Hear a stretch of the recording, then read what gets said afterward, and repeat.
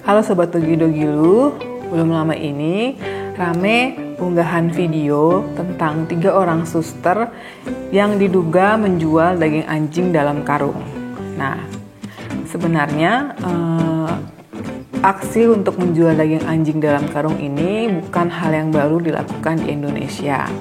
Mengapa? Karena beberapa suku di Indonesia memang diketahui masih mengkonsumsi daging anjing untuk makanan mereka sehari-hari atau dalam peristiwa-peristiwa atau pesta adat tertentu. Lantas bagaimana sih sebenarnya hal itu terjadi? Nah, Dogi-Dogilu berkesempatan untuk ngobrol bersama dengan seorang antropolog, Mas Hilman Handoni, lulusan dari UI.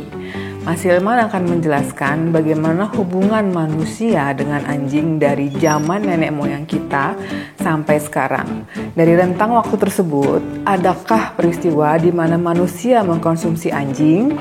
Nah, kita akan tanyakan dengan Mas Hilman sebenarnya bagaimana ceritanya dan bagaimana sampai ada peristiwa manusia bisa memakan daging anjing. Simak ya di episode terbaru Dogi-Dogilu.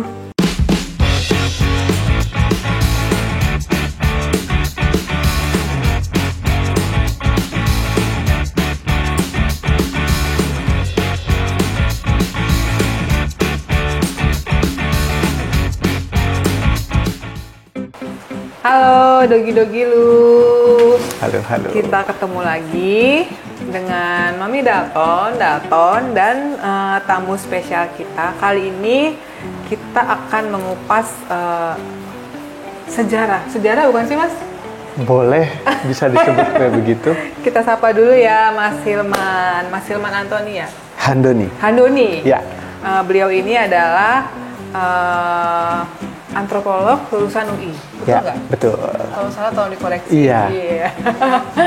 Nah, kenapa Dogi-Dogilu mengundang Mas Hilman? Karena sebelumnya kita pernah bahas soal bukunya Bang Jefta ya, yang soal Shadow of Loyalty. Nah, Bang Jefta itu menulis soal mengabadikan foto-foto tentang anjing di Indonesia, kehidupan anjing di Indonesia. Nah, Mas Hilman kita culik lagi untuk menceritakan sebenarnya bagaimana sih hubungan manusia dengan anjing. Ya. Mungkin Mas Hilman boleh cerita sebenarnya bagaimana awal mulanya hubungan manusia dengan anjing, Mas? Ya. Panjang sebenarnya anjing, bagaimana anjing itu ada di dalam kehidupan manusia. Tapi kira-kira kalau kita mau menyederhanakan, anjing itu ada ketika anjing sebenarnya udah jutaan tahun yang lalu.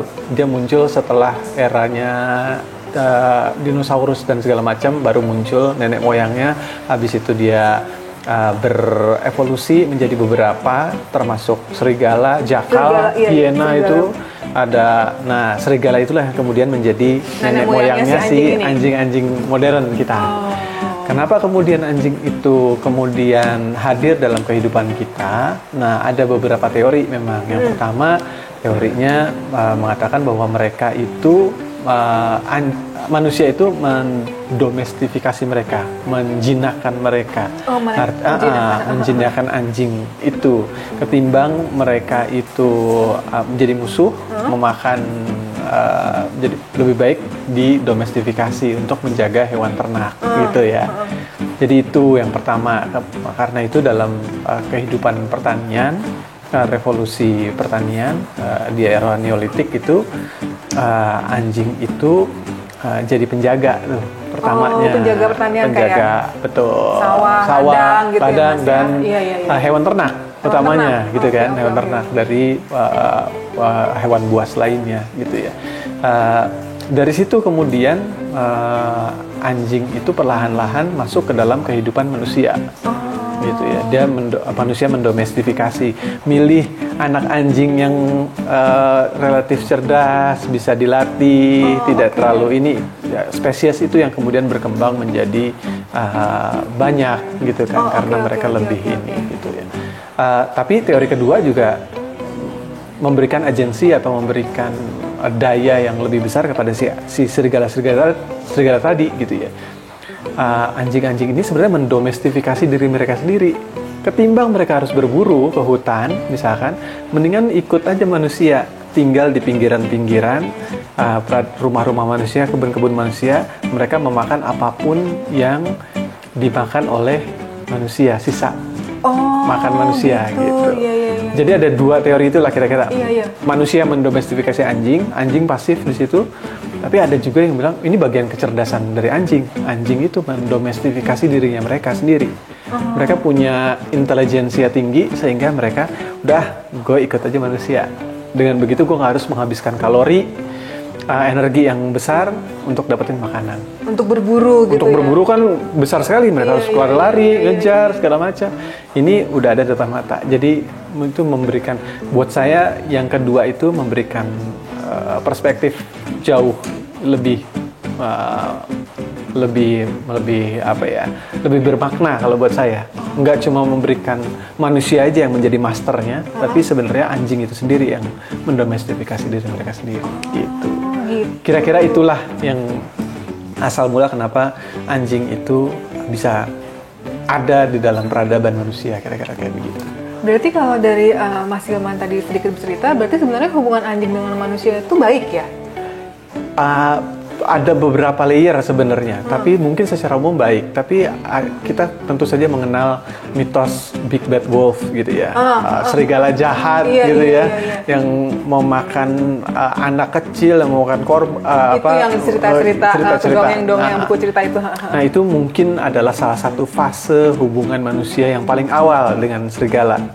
Jadi hubungannya hostile mungkin ya, agak bahaya gitu ya.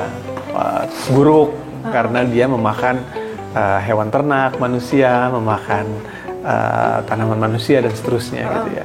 Jadi itu mungkin ya tidak selalu awalnya mungkin nggak terlalu baik, tapi makin kesini ya makin berguna buat manusia gitu. Jadi nggak satu dimensi hubungan kita dengan anjing. Iya. Karena aku juga pernah nonton di National Geographic itu awalnya ada serigala yang jinak kayaknya yang mengikuti kawanan manusia primitif waktu itu ya, masih primitif. Jadi mereka hidup dan mereka melahirkan, akhirnya itu berkembang biak menjadi nenek moyang kita. Nenek moyang kita. Saya anjing dong. Terus tadi aku juga ingin bukan mengamini mencari tahu. Berarti sebenarnya ada hubungan baik antara manusia dengan anjing. Karena mungkin sejarahnya itu seperti itu kali ya Mas. Jadi manusia anjing mengikuti sifat manusia gitu ya. Nah berarti Mas Hilman sendiri melihat sekarang kita ngomongin yang Powerance yang sekarang memelihara anjing.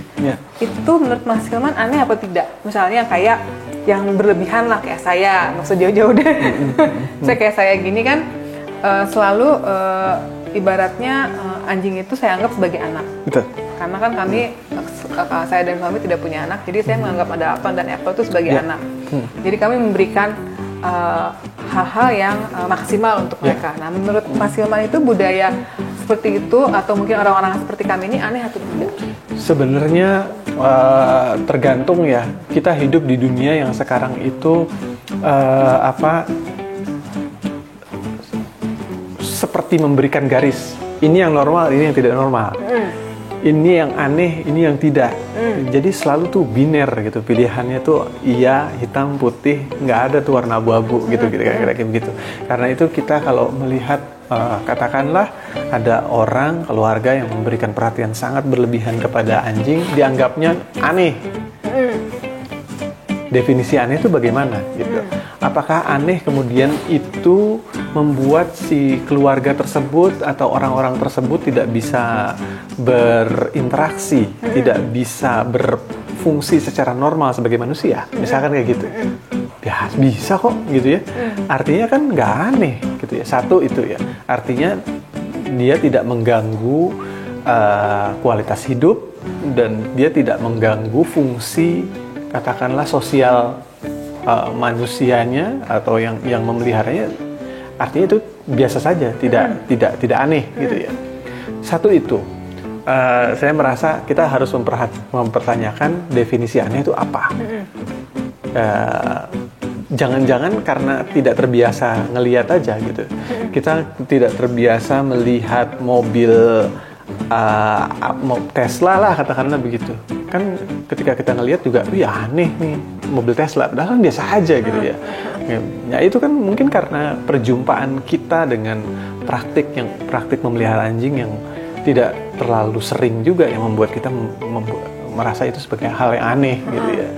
Jadi itu saya merasa ya kurang jauh aja jalannya, atau kurang berinteraksi, atau kurang mengetahui praktik-praktik yang lain gitu, sehingga kita merasa itu aneh gitu. Satu itu. Yang kedua adalah kita selalu menganggap bahwa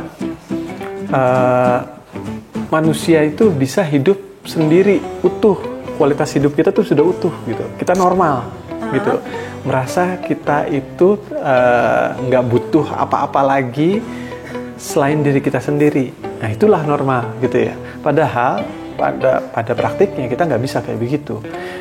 Kita masih membutuhkan katakanlah pasangan gitu ya, atau kita ada orang yang fanatik dengan merek Apple misalkan ya, handphone harus Apple, ininya harus iPhone gitu ya, Mac dan seterusnya gitu. Ada yang orang fanatik dengan katakanlah band gitu ya. Itu aneh apa enggak gitu ya? Itu kan maksudnya band musik, ya band musik gitu ya, musisi tertentu gitu ya. Atau kita punya dalam tanda kutip fetish tertentu pada ada yang suka miara ikan dan apa segala macam. Itu normal atau enggak? Normal sebenarnya kan gitu ya. Jadi kita selalu membutuhkan banyak hal untuk membuat diri kita utuh. Gitu ya. Oke. Ini kan asumsi manusia modern adalah kita semua tuh utuh. Saya utuh, Mbak Ana utuh, semua orang utuh. Nggak perlu hal-hal lain untuk melengkapi hidup kita. Padahal sebenarnya enggak. Kita itu selalu membutuhkan jejaring yang lain gitu ya. Kalau dalam antropologi ya itu kita membutuhkan hal-hal lain untuk komplit. Dalam banyak ritus, misalkan dalam banyak ritual, dalam tradisi agama Abrahamik misalkan, perlu sunat atau perlu upacara tertentu untuk dari akil balik ya. Iya. Manusia yang belum akil balik tuh belum manusia kan? Ibaratnya begitu, belum utuh gitu ya. Terus kita mitos lainnya adalah misalkan ya, kita separuh hati atau separuh belahan jiwa. Belahan jiwa ada di lain ya. Itu kan sebenarnya mengkonfirmasi bahwa kita itu tidak utuh sebenarnya kan. Mitos katakanlah ya banyak hal sebenarnya. Cari soulmate. Iya, soulmate gitu ya. Nah, itu kan terus kita misalkan dalam tradisi Jawa ya, ari-ari itu kan dikuburkan selayaknya manusia dikubur dan biasanya dikasih apa sih gitu kan Mas ya? Ada upacaranya, ada yang dilarung, tapi dianggap dia sebagai melengkapi dari si bayi itu kan. Artinya konsepsi kita di banyak kebudayaan manusia itu tidak utuh. Dia membutuhkan hal-hal lain untuk melengkapi dirinya sendiri, gitu kan. Intinya tuh poinnya kayak begitu, termasuk ya anjing, gitu ya. Kita membutuhkan kehadiran anjing untuk melengkapi diri kita, gitu. Jadi nggak ada yang aneh sebenarnya. Kita sedang mencari sesuatu untuk fulfilling diri kita, gitu ya. Orang bisa aja, ya nggak ada yang aneh. Kemudian kalau beli mobil banyak-banyak untuk memenuhi dirinya, nggak ada yang aneh. Kita nggak menganggap aneh kan kalau ada siapa pengacara yang menunjukkan kemewahan segala macam. Kita nggak merasa itu hal yang aneh, tapi kemudian kita merasa aneh kalau ada orang yang menghabiskan, katakanlah, memperlakukan anjing sebagai anak sendiri. Semuanya normal aja kan, biasa aja itu. Jadi ya menurut saya sih, kita semua membutuhkan sesuatu untuk melengkapi diri kita, membuat eksistensi kita bermakna. Dan karena itu kita memelihara anjing misalkan, dan memperlakukan anjing sedemikian istimewa, nggak masalah. Dia sedang memenuhi dirinya sendiri gitu. Oke, terima kasih loh. Sama-sama. Sudah memberikan jawaban kepada rasa ingin tahu saya. Nah, di balik tadi rangkuman yang Mas Hilman ngomong itu, ada lagi pertanyaan saya tadi, Mas. Nah, kalau memang anjing itu sudah, dari tadi kita ngomongin sejarahnya memang sudah bareng dengan manusia dan itu sudah ada mereka bersama manusia dari zaman primitif kali ya mungkin. Lantas kenapa ada orang makan anjing, Mas? Oke. Kenapa manusia itu pada di beberapa daerah, mungkin di Indonesia juga ada ya, di Indonesia ada beberapa. Itu juga yang mengkonsumsi daging anjing. Betul. Nah, yang saya ingin tahu dari Mas Hilman adalah, apakah memang pernah ada ceritanya dulu itu anjing itu memang dikonsumsi oleh manusia-manusia nenek moyang kita atau gimana tuh, Mas? Jadi kalau dari bahan-bahan yang saya baca, anjing itu, praktik memakan daging anjing itu sebenarnya ada di banyak kebudayaan, nggak cuma di Indonesia. Di Cina ada, di Korea ada, cukup tinggi, di beberapa wilayah itu cukup tinggi gitu ya. Jadi praktik itu ada di beberapa belahan dunia. Kenapa itu terjadi? Ada beberapa penjelasan. Penjelasan pertama, kalau kita hubungkan dengan praktik yang ada di Indonesia, di Nusantara, nenek moyang kita kan tuh, salah satu nenek moyang kita itu ada dari Formosa, dari Taiwan. Mereka turun membawa anjing ikut serta, dan anjing itu instrumental dalam kehidupan mereka. Karena dengan anjing ini mereka mampu untuk menembus hutan, berburu gitu ya. Jadi mereka kemudian menjadi sahabat baiknya manusia, sebagaimana di belahan dunia lainnya menemani kita dalam berburu, menjaga hewan peliharaan, menjaga tanaman dan seterusnya gitu ya. Tapi kemudian pada satu fase resources atau sumber daya makanan habis gitu ya. Gagal panen, perubahan iklim atau kerusakan lingkungan, sehingga makanan tidak tersedia. Yang ada di dekat manusia adalah anjing. Dan karena alasan survival itu, kemudian anjing, boleh jadi spekulasinya adalah saat itu kemudian mulai dikonsumsi. Karena dalam keadaan semacam itu. Dan habis itu tapi ketika dia kemudian keadaan makanan abundance lagi, ada banyak lagi, ya praktik itu berkurang lagi gitu ya. Yang saya mau tekankan di sini adalah bahwa praktik memakan anjing itu sebenarnya boleh jadi nggak kemudian flat gitu ya. Kita terus-menerus ada di titik itu mengkonsumsi terus gitu ya. Jadi turun naik gitu ya intinya. Sebelum kedatangan Islam, konsumsi anjing di Jawa itu mungkin ada banyak gitu ya. Tapi setelah kedatangan Islam menurun, misalkan karena daging anjing itu diharamkan gitu ya. Jadi ada praktik semacam itu.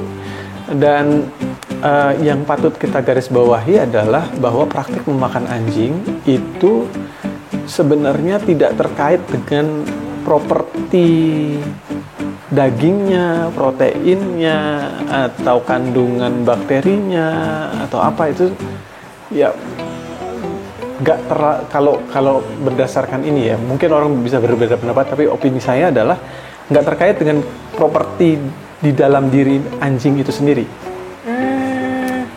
Kita memakan anjing itu bukan karena kualitas dagingnya sebenarnya gitu ya, tapi lebih kepada ya tadi praktik kebudayaannya gitu ya. Misalkan begini, saya contohkan di Amerika mau makan daging anjing dan daging kuda itu sesuatu yang tidak terbayangkan. Nggak terbayangkan, udah nggak bisa. Lapar apapun nggak mungkin nggak makan. Sama dengan praktik seperti kanibalisme mungkin ya, nggak terbayangkan karena dua binatang itu instrumental buat kehidupan di Amerika saat itu. Penting untuk orang sana. Betul. Budaya Amerika waktu itu ya. Dengan kuda mereka bisa katakanlah berproduksi, bertransportasi, mobilitas mereka bisa tinggi gitu ya, angkat barang dan segala macam. Dengan anjing, hewan-hewan ternak mereka, tanaman mereka terjaga. Karena itu kalau kehilangan mereka adalah kehilangan produksi sebenarnya, kehilangan faktor produksi. Jadinya nggak mungkin memakan mereka. Itulah tabu yang kemudian bertahan hingga sekarang gitu ya. Jadi meskipun anjing dan kuda tidak memiliki fungsi yang sedemikian vital dalam kehidupan sehari-hari di Amerika, katakanlah, sekarang sudah tereduksi perannya, tapi tetap dia dianggap sebagai tabu untuk dimakan. Kisah serupa juga kita bisa dapati di Filipina misalkan. Kelinci itu didatangkan untuk cadangan untuk protein murah sebenarnya, daging murah gitu ya. Pada masa itu. Pada masa itu ya? Karena setelah Perang Dunia Kedua, gitu ya, susah daging, didatangkanlah. Tapi seiring jalan pasokan daging semakin banyak, tapi dan sementara itu si kelinci itu jadi sangat banyak. Dan ada timbul hubungan baru dengan manusia gitu. Manusia menganggap mereka sebagai pet, sebagai hewan peliharaan, hewan yang buat menyenangkan mata gitu. Akhirnya tabu gitu ya, di beberapa tempat di Filipina tabu untuk memakan daging kelinci karena mereka dianggap sebagai hewan peliharaan gitu. Jadi poin saya adalah ketika kita menyebutkan bahwa ini sudah dari zaman dulu yang nggak flat garisnya gitu ya, nggak begitu aja gitu. Ya satu kali dikonsumsi, satu kali enggak gitu ya. Semua bergantung pada nilai budayanya sih sebenarnya gitu. Bagaimana situasi dan kondisi sosial dan kultural di masyarakat itu memperlakukan anjing gitu.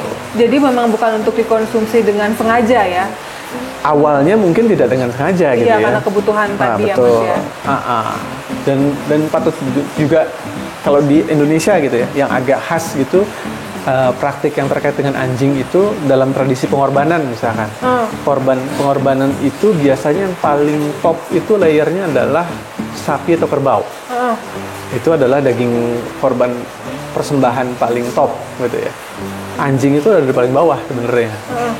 Nggak terlalu jadi mungkin nilai instrumentalnya jauh lebih penting ketimbang sapi atau kerbau gitu ya, karena sapi atau kerbau itu persembahan paling utama gitu ketimbang anjing itu nggak terlalu sebenarnya dia.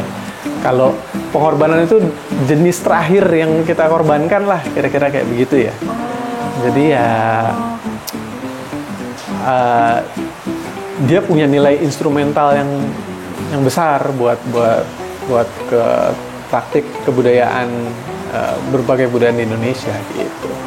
Ada memang yang memakan anjing, kita tidak bisa menafikan itu, tapi ya itu tidak rasanya sih kalau menurut saya tidak terkait dengan properti di dalam anjing itu sendiri, tidak terkait dengan rasanya, khasiatnya, tuahnya dan seterusnya gitu. Nggak terkait dengan itu. Ada praktik budaya yang melatar belakangi kenapa anjing itu dimakan dan tidak dimakan.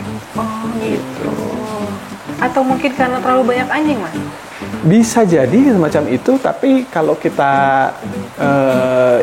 kita refleksi misalkan di India banyak sapi, kenapa di sana banyak sapi, tapi kemudian tidak dikonsumsi juga. Kan? Kita di sini mau nggak memakan jangkrik kira-kira atau belalang gitu? Kita mau nggak makan belalang? Ada keripiknya. Ada keripiknya, tapi mau nggak makan masal? Proteinnya tinggi tuh katanya tuh ya. Proteinnya tinggi gitu ya. Tapi kita mau nggak? Enggak. Karena apa? Rasa jijik sebenarnya kan. Rasa tidak terbiasa, tidak lumrah, ada kemudian jijik dan seterusnya sehingga membuat kita tidak mengkonsumsi makanan tertentu. Jadi bukan berarti kondisi abundance, kondisi melimpah itu bukan satu-satunya faktor yang membuat kita memakan makanan tersebut gitu. Ikan lah gitu. Ikan kan Indonesia konon garis pantainya paling besar kedua di dunia, paling panjang sedunia, nomor 2. Tapi apakah konsumsi ikan tinggi di sini? Enggak juga kan? Nah itu artinya kelimpahan jumlah anjing nggak semua kemudian lantas membuat kita memakan itu.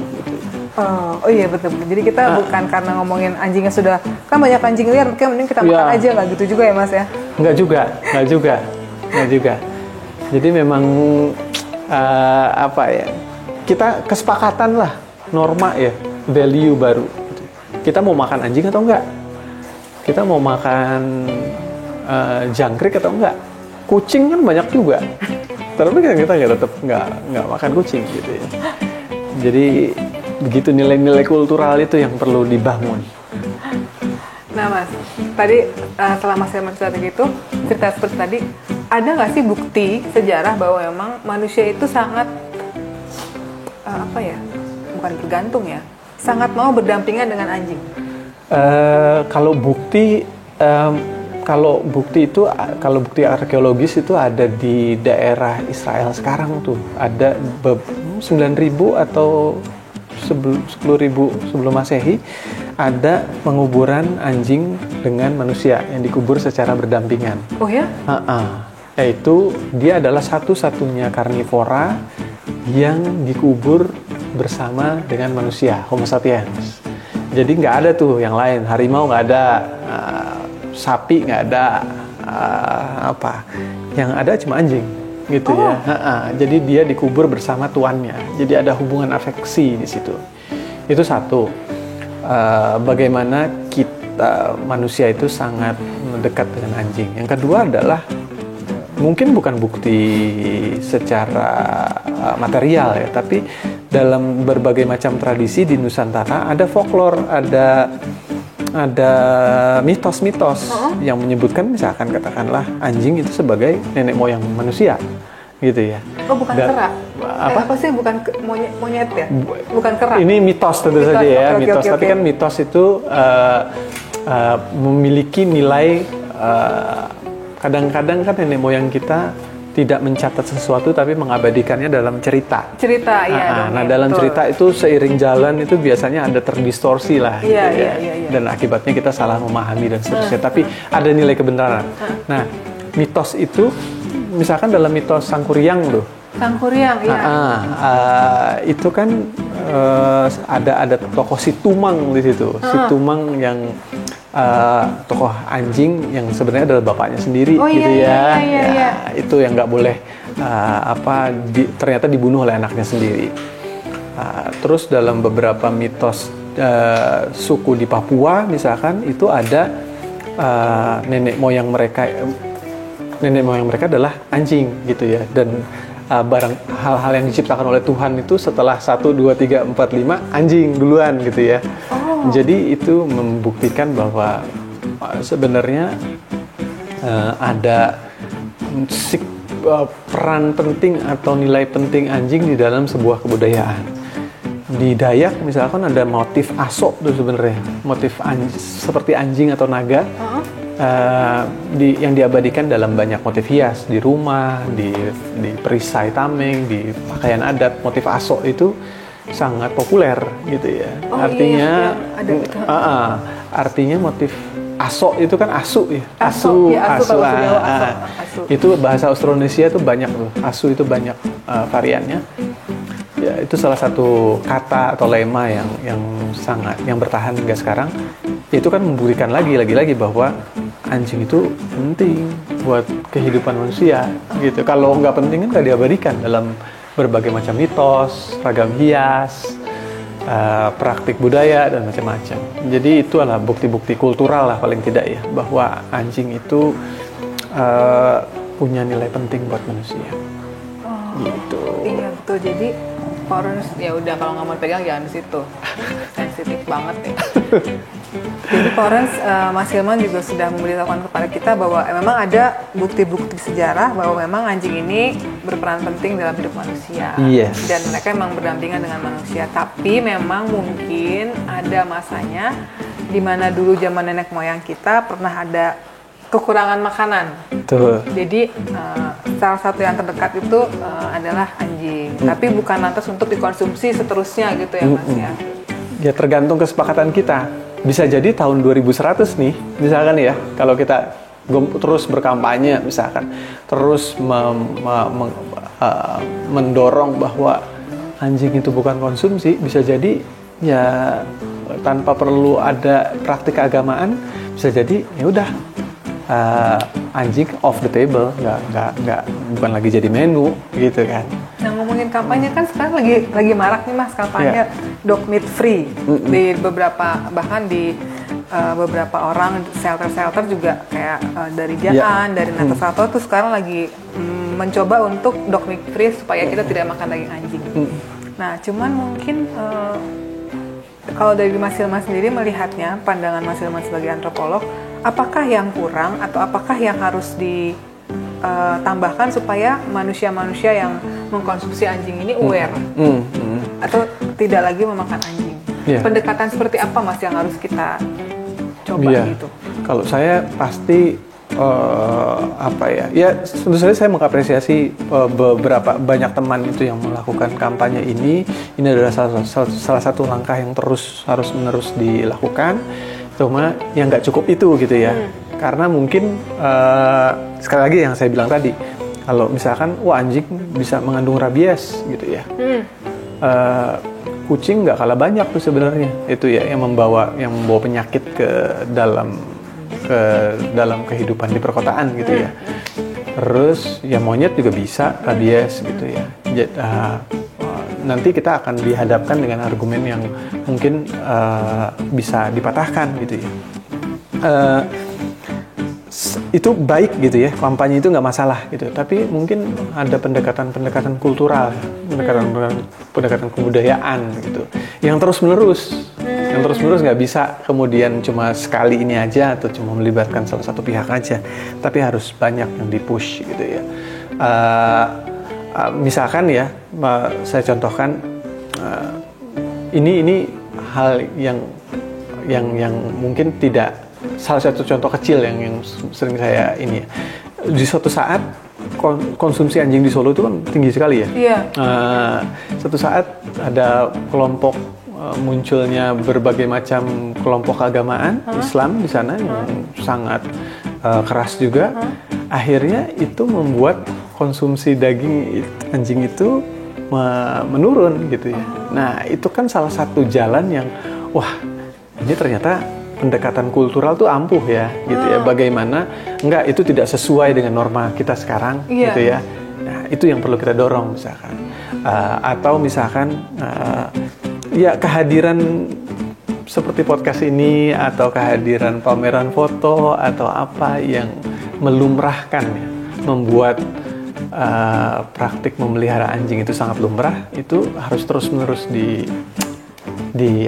dipublikasi gitu ya, sehingga orang menyadari atau berkesimpulan bahwa anjing itu teman bukan makanan gitu ya. Dan contoh yang tadi yang saya bilang bahwa ada nih kelinci gitu yang jelas-jelas diekspor untuk makanan sebenarnya, tapi kemudian karena praktiknya semakin banyak orang untuk memelihara kelinci dijadikan sebagai pet, akhirnya kelinci tidak jadi makanan. Itu kan perubahan norma tuh.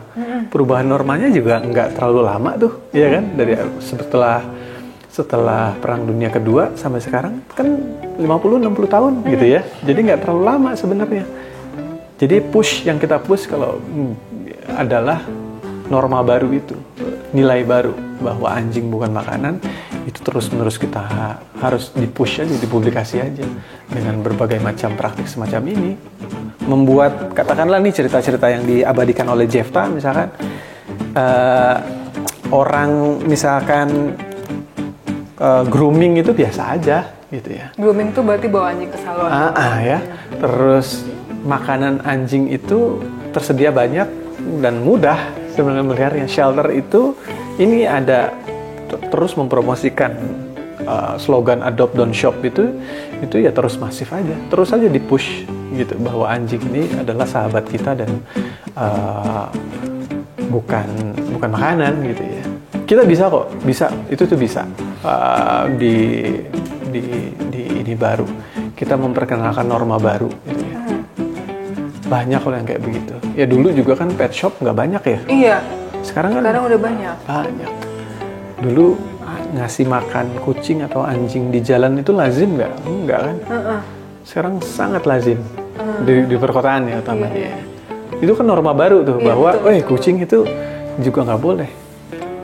Jadi ada norma-norma yang sekarang itu in the making sebenarnya, yang sedang dibuat gitu ya. Nah itu yang perlu ini sih, apapun bentuknya, ya podcast, ya pameran, ya kita mengajak anjing jalan keluar rumah, itu udah bentuk publikasi sebenarnya bahwa anjing itu bukan makanan, gitu ya. Dan jangan terpengaruh pada anjing lucu dan tidak lucu, ini yang sangat, kalau menurut saya fatal sekali ya. Maksudnya gimana tuh Mas? Anjing lucu dan tidak lucu? Kan ada yang kemudian beli karena lucu kan? Iya. Lucu, beli, impulsif gitu. Tapi habis nggak lucu, habis dia tahu betapa merepotkannya punya anjing gitu ya, misalkan, akhirnya dibuang kesejahteraannya. Nah itu tuh buat saya agak, janganlah gitu, jangan cuma itu. Udah, mendingan ke shelter aja. Banyak itu yang butuh bantuan, nggak harus lucu gitu. Ya saya miara gongsi itu bukan karena lucunya gitu kan, Melati Ciput bukan karena lucunya, tapi ya karena ingin jadi manusia. Iya. Ya itu saya sebutkan dalam tulisan itu. Maksudnya ingin jadi manusia gimana? Berarti kita memperlakukan anjing itu karena ingin jadi manusia, karena saya ingin jadi manusia, gitu. Karena dia bagian dari kehidupan kita. Dia memperlakukan dia tuh ya seperti manusia juga, gitu. Ya itulah. Ya pasang surut tentu saja. Ada kala marahnya, ada kala sebelnya, gitu ya. Ya namanya juga manusia. Kita kan sama hidup sama orang tua, sama pasangan, sama anak, selalu ada ups and downs ya. Nggak mesti lurus, sayang terus kan, enggak kan. Ya itu, kita jadi manusia dengan melihara anjing, gitu. Bisa dibilang nggak kita itu bisa menjadi manusia lebih baik dari cara kita memperlakukan hewan atau makhluk lainnya? 110% setuju dengan itu. Oh gitu Mas? Bagaimana memperlakukan orang lain, makhluk lain, gitu ya. Ya itu mendefinisikan diri kita, ya kan. Kalau saya sih begitu ya, entah yang lain. Jadi kalau kita sama anjing aja jahat, berarti apalagi sama manusia? Iya, bisa melakukan itu kepada manusia lain. Ya nggak ada. Terima kasih Mas Hilman untuk pencerahannya. Kita sudah dapat banyak dari Mas Hilman ya, soal gimana sih budaya manusia dan anjing pertama kali tercipta dan kenapa ada praktik manusia makan anjing, dan sebenarnya itu bisa perlahan tapi pasti kalau kita semua berkontribusi bisa jadi itu akan hilang dari muka bumi. Ya. Ajak jalan anjing. Iya, betul. Jadi kita sebagai parents mungkin juga bisa berkampanye kecil dengan selalu membawa jalan anjing, dan orang-orang sekitar melihat, oh ternyata anjing itu bukan untuk dikonsumsi loh, gitu ya Mas ya. Tapi memang dia sahabat. Sahabat hidup kita. Dengan mereka melihat setiap hari kan tumbuh afeksi ya, tumbuh kasih sayang. Iya. Oh iya, si Anu ya ada kan orang yang hanya karena ngelihat aja merasa iba, kasihan, iya betul, sayang iya, gitu ya. Betul. Itu dengan kita mengelilingi ajak jalan tetangga kita, jadi mungkin akan merasa bahwa oh ya anjing itu adalah peliharaan. Bagian lucu, enggak antipati, iya. Dan dalam tanda kutip mendidik warga sekitar agar nggak ada yang bahaya kok dengan anjing gitu kalau kita pelihara benar-benar ya. Karena kan kadang-kadang misalkan yang saya jumpai itu kalau ngajak jalan anjing saya dulu tuh, anak-anaknya tuh sebenarnya berani, tapi orang tuanya yang larang. Iya. Jangan. Padahal anak kecil secara fitrah, secara naluriah sebenarnya nggak takut sebenarnya sama anjing. Tapi karena orang tua mereka bilang jangan, nakut-nakutin, nanti gigit segala macam. Akhirnya mereka enggak. Itu kan lagi-lagi itu juga dipupuk tuh rasa sebel, benci terhadap anjing itu dipupuk juga gitu kan. Nah kita dengan jalan, menyapa anak kecil, menyapa orang tua, itu paling tidak ngasih kontribusi, ngasih pemahaman lah bahwa enggak, anjing enggak galak kok gitu. Aduh, terima kasih ya Mas Hilman. Sama-sama. Pencerahannya. Terima kasih Parents. Jangan lupa subscribe, like, dan bagikan cerita kami soal anjing ini kepada banyak orang. Terima kasih. Bye-bye.